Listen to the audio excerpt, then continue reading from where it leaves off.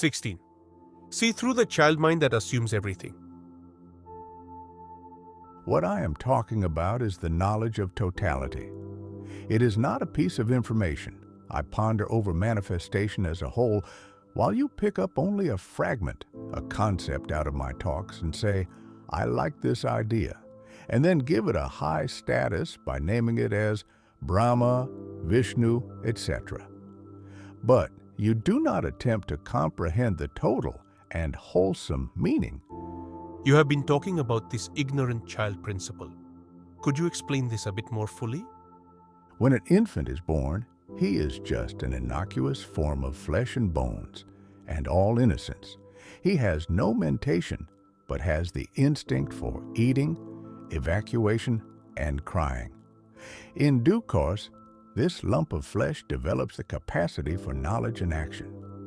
Gradually, the knowingness, I am, is felt by it, and this is followed by the mind.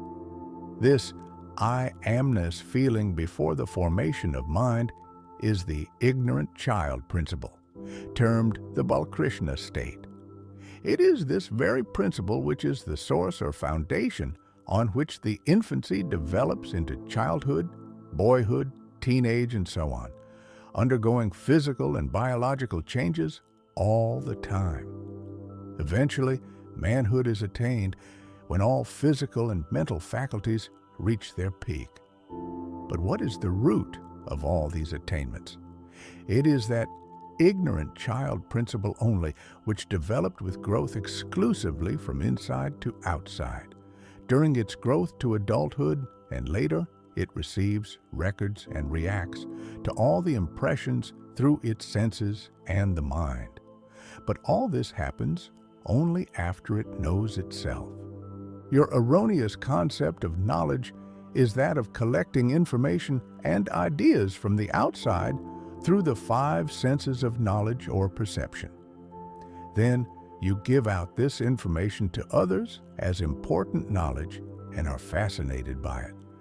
But when I talk about knowledge, I do not refer to this but to the knowledge that you are, your beingness, to the child principle or the Balkrishna state, which is the root cause of all your acquisitions, both spiritual and worldly.